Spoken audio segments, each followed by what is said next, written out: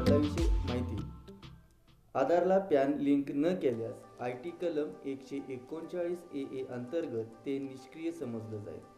प्रत्यक्ष कर संचालक मंडळाने आधारला पॅन कार्ड लिंक करण्याची मर्यादा वाढवून 31 मार्च 2019 पर्यंत केली आहे। IT विभागानुसार आर्थिक वर्षात 2.5 लाखाहून अधिकची पैशाची उलाढाल असल्यास पॅन कार्ड काढणं गरजेचं आहे। असे लोक 31 मे पर्यंत पॅन कार्डसाठी अर्ज करू शकतात। नव्या स्वरूपातील पॅन कार्ड।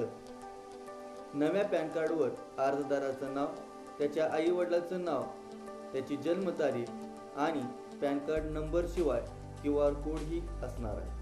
QR कोडमध्ये अर्जदाराचा फोटो आणि स्वाक्षरी बरोबरच इतर माहितीही पॅन कार्डवर उपलब्ध असणार आहे। ही माहिती डिजिटल साऊंड आणि कोडेड असणार आहे।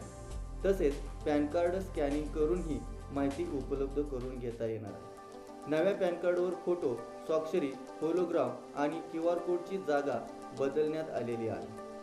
QR कोड हा आता ई-पॅन मध्येही मिळणार आहे, जे तुम्ही ऑनलाईन डाउनलोड करू शकता।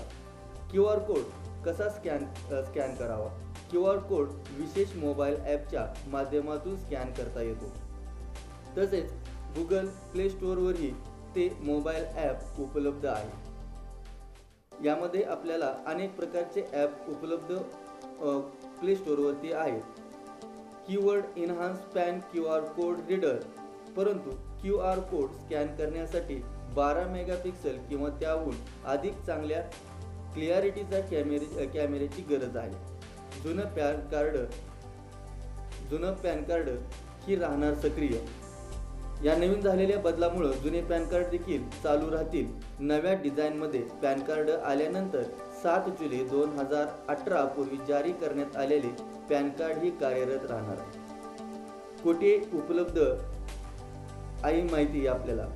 नवीन डिझाईनच्या पॅन कार्डची माहिती आपल्याला www.tinsdl.com या वेबसाईटवरती उपलब्ध आहे।